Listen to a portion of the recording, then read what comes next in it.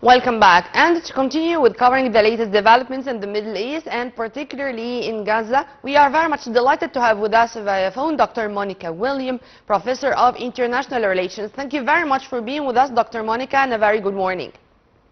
Hello, good morning. Dr. Monica, how do you see the steps taken on the ground to continue with the first phase of the Donald Trump 20 plan to cementing the ceasefire in Gaza? The first stage of implementing the ceasefire according to the Trump plan has generally progressed well. Considering the complexity of the situation on the ground, Egypt and the United States have been working closely to prevent any Israeli attempts to undermine or to prevent any delay the agreement. The reason wasn't, for instance, by senior officials, including the head of Egypt General Intelligence, General Hassan Rashad, as well as American representatives such as Vance, Kushner, and Steph Westfield and Mark Rubio, all came as part of a coordinated follow-up mechanism to ensure that ceasefire terms are respected and implemented in a full way. These efforts reflect a genuine determination to move from temporary. In fact, the Egyptian delegation headed by General Hassan Rashad are doing such a great job. But if you permit me, yes, I wanted to focus a little bit on what's going on as we speak, as there was a piece of news in our news bulletin regarding the Hamas's search of more bodies to deliver or to hand them to the Israeli authorities in continuation with the agreement. And Egypt is given a hand in this to make sure that it's really going on the ground without any delay. How do you see the Egyptian role on the ground in cooperation with both sides? Of course, the first one is it continues to play a central and a proactive role in both the political and the humanitarian dimension of Gaza reconstruction.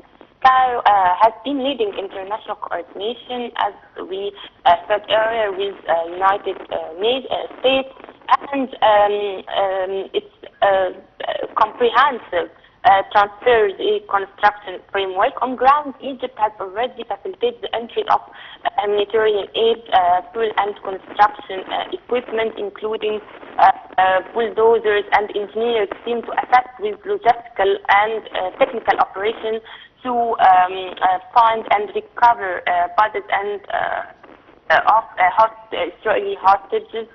President Sisi has constantly highlighted the centrality of the Palestinian cause and Egypt's commitment to support Gaza recovery as part of a broader vision for regional stability.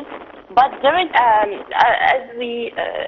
if we really try to read in depth, the key challenge and largely Israeli internal dynamics, which is checked domestic calculation, its main major obstacles in this regard.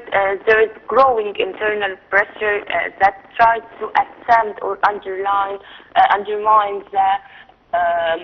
this agreement or the implementation of this agreement. Since you mentioned the reconstruction of Gaza, Dr. Monica, Egypt is exerting the utmost efforts to bring together all powers and to urge the international community to have a big share in the conference due to be hosted in November by Egypt for the early recovery and reconstruction of Gaza.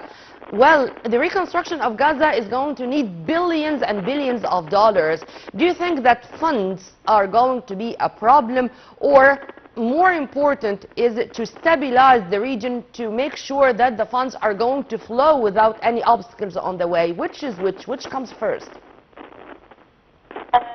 Which comes first is the political will and the financing, and this is why reconstruction for Egypt offers a strategic opportunity to transfer the current trunk into a pathway for long-term stability. Rebuilding Gaza is not just a humanitarian imperative, so it's also a political necessity that can restore hope and reduce the cycle of violence. A well-coordinated reconstruction process led by Egypt and supported by United States and the European Union, can strengthen the foundation of peace by improving living conditions, rebuilding governance capacity, and reinforcing moderate political forces within the Palestinian factions.